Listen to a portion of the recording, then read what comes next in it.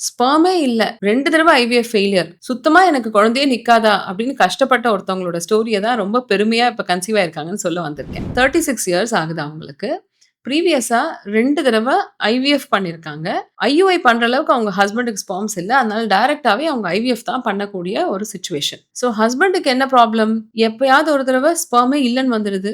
அப்ப ஸ்பெர்ம் வந்து 1, 2 இருக்குன்னு வருது டாக்டர். கிரிப்டோசோஸ்பெர்மியான்னு சொல்லுவோம். ஸோ அந்த மாரி ஸ்பெர்ம் கவுண்ட் 1,000,000ஏ நாங்க கம்மின்னு சொல்லுவோம். ஆனா, அது எப்பயாவது 1, 2 ஸ்பெர்ம் தான் இருக்கு. இதுதான் அவங்களோட ப்ராப்ளம். ஸ்பெர்ம் எதுவுமே அசையவும் இல்ல. சுத்தமா மொட்டிலிட்டியே இல்ல. அவங்க 2 தடவ ட்ரை பண்ணதோட ரீசனே அவங்க ஹஸ்பண்டோட ஸ்பெர்ம்ல குழந்தை வரணுன்றதுனால தான். இப்ப என்கிட்ட வரம்போது காசும் நெறைய செலவாயி, மனசளவுலயும் ரொம்ப கஷ்டப்பட்டு, ரொம்ப ஒரு உடைஞ்சு போன சிச்சுவேஷன்ல தான் என்கிட்ட வந்தாங்க. அவங்களுக்கு ஃபர்ஸ்ட்டு ஹார்மோன் அனாலிசிஸ் எல்லாம் பண்ணோம். FSH, LH, E2, prolactin, total testosterone, 17 புரோஜெஸ்டரான் இந்த மாதிரி ஹார்மோன் டெஸ்ட்லாம் பண்ணிட்டு, காரியோடைப்பிங், Y குரோமோசோம் மைக்ரோ டெலிஷன் எல்லாம் பண்ணோம். இதுலேருந்து எங்களுக்கு சில இன்ஃபர்மேஷன் வந்துச்சு. அத வச்சு நாங்க வீக்லி ட்வைஸ் இன்ஜெக்ஷன்ஸ் குடுத்தோம். 8 to 10 வீக்ஸ் இன்ஜெக்ஷன்ஸ் முடிச்சிருப்பாங்க. ஏன்னா ஜூன் மாசம் வந்தாங்க. நாங்க ஆகஸ்ட் மாசம் தான் ட்ரீட்மெண்ட் ஸ்டார்ட் பண்ணோம். ஸோ ஆகஸ்ட் மாசம் அவருக்கு மொட்டைல் ஸ்பெர்ம்ஸே 1, 2 வர ஆரம்பிச்சுடுச்சு. ஆனாலும் கிரிப்டோசோஸ்பெர்மியா தான் இருந்துச்சு. ஸோ இந்த ஸ்பெர்ம்ஸ நாங்க அவர் 2, 3 தடவ குடுக்க வச்சு ஸ்பெர்ம் விடின்னு ஒரு டிவைஸ் இருக்கு. இந்த டிவைஸோட பிரமாதம் என்னன்னா, முன்னாடி காலத்துலலாம் செமன் ஒரு 2,000,000 3,000,000 இருந்தா கூட வயல்ல ஸ்டோர் பண்ணாலே நம்மளால ரிட்ரீவ் பண்ண முடியும். ஆனா 1, 2 ஸ்பெர்ம் இல்ல 10 ஸ்பெர்ம், 20 ஸ்பெர்ம் தான் ஃபீல்ட்ல தெரியுதுன்னும்போது, அந்த ஸ்பெர்ம நார்மல் ஃப்ரீசிங் பண்ணோம்னா, திருப்பி ஐவிஎஃப் பண்ற அன்னைக்கு கிடைக்குமா? கிடைக்காதான்னு ஒரு பயத்தோடயே நாங்க பண்ணணும்.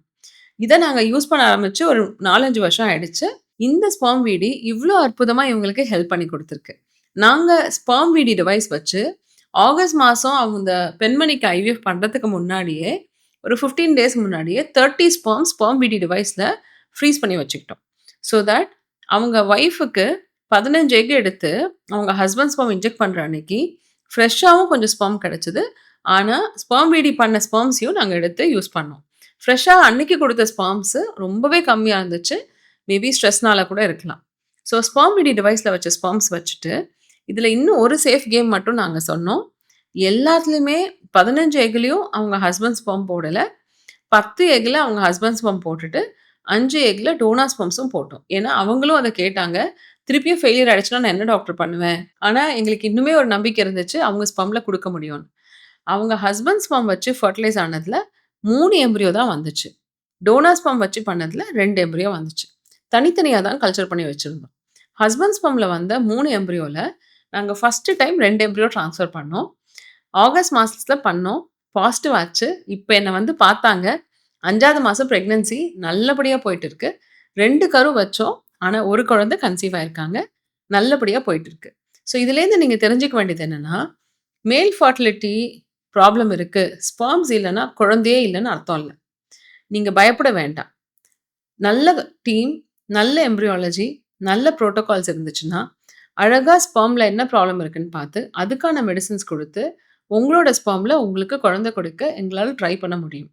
ஸோ கான்ஃபிடென்ட்டா இருங்க. உடைஞ்சு போகாதீங்க. சக்சஸ் உங்ககிட்ட தான் இருக்கு.